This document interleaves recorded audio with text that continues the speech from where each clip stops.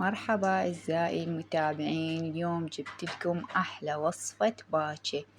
ضمان بدون زفرة وخفيفة على المعدة ومستوية 100%، يعني ما ينشبع منها.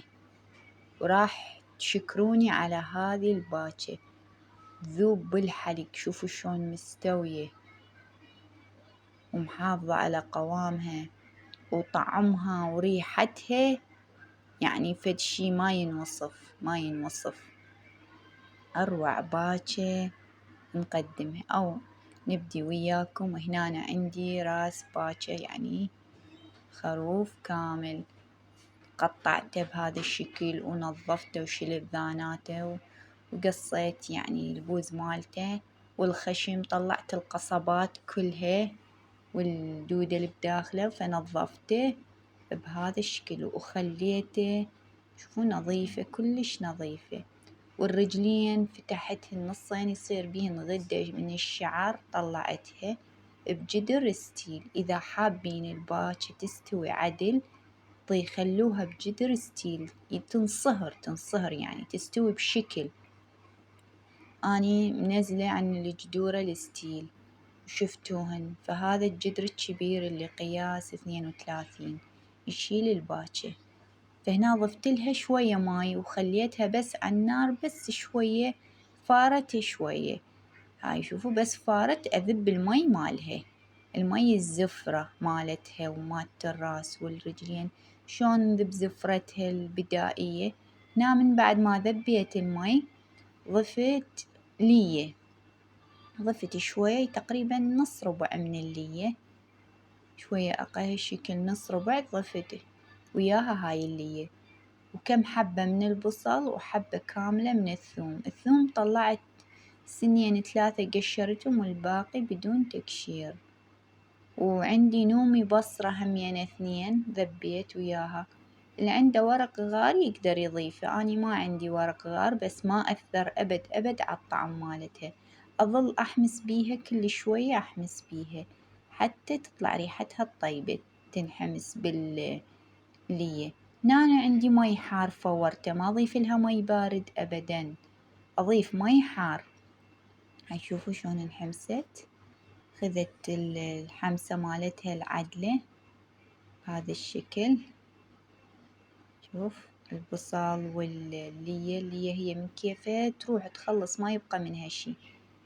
حتى ما أضيف الدهن، بس باللية. وإذا تردون تضيفون دهن قليل، مو شرط ألا باللية عندكم دهن ضيفوا دهن حابين.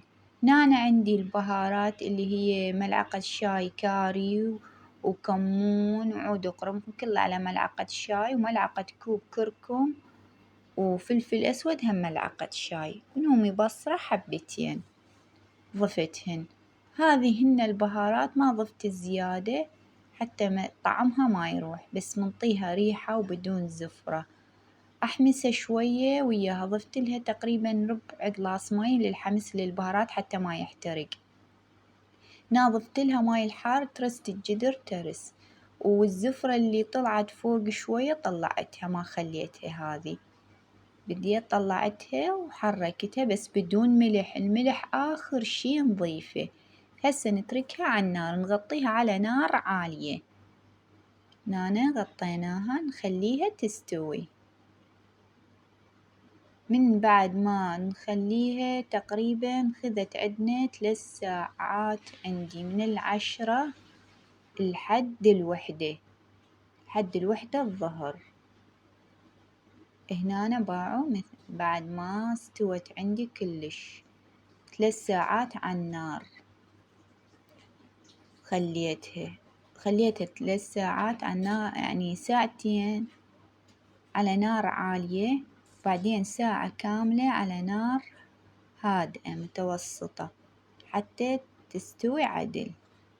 شلون استوت عندنا، ذابت ذوب كلش، حتى البصل والثوم كله ذاب. شوف شلون ما تلزمونها هي تفتك، يعني كلها تتفكك، بس ما أحب أمردها أنا،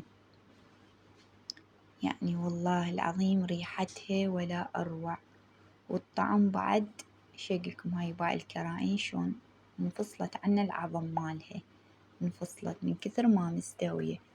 خليتها ساعتين نار عالية وساعة نار هادئة حتى استوت. من بعد ما تستوي كلش نضيف لها الملح. 3 ساعات تشوفونها هالشكل تلزمونها، شفتوها مستوية تضيفون الملح. هنا أنا ضفت الملح حسب رغبتكم شلون تضيفونها. شوفوا هنا خلينا الملح. شوفوا الدهن مالها، يعني شقلكم عنها شقد ما أحكي عنها وشون مستوية وشنو طعمها قليل قليل والله قليل. هذي هنا استوت كملت عدنا. هسه من بعد ما ضفت الملح أخليها على النار هادئة تقريبا 5 دقايق بس تاخذ طعم الملح. 5 دقايق تظل على النار، بعدين أطفي النار جواها وأشيلنها. نبدي نثرد بعد نار هادئة. هسه هنا بدينا صبينا، خلينا الخبز ثردنا الخبز العراقي أكيد لا يعلى عليه، وضفنا السوق مالتها والباكة. شوف حتى الفج فاصل كلش من كثر ما ذايبة وثخينة صارت همينة، يعني حلوة. المي مالها من جدر احنا ترسناه ترس، شفتوا شلون نقص وين وصل المي مالتها خلال 3 ساعات. أنا ضفت لها المي مالها وخليت لهم اني همينة طاسة ثانية اللي حاب يصب بعد أكثر فوقها. وهاي آخر شي من بعد ما صبيناها الباكة والسوق مالتها والطرشي والبصل والبيبسي.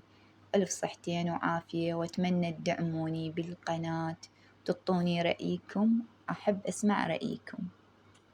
ألف عافية.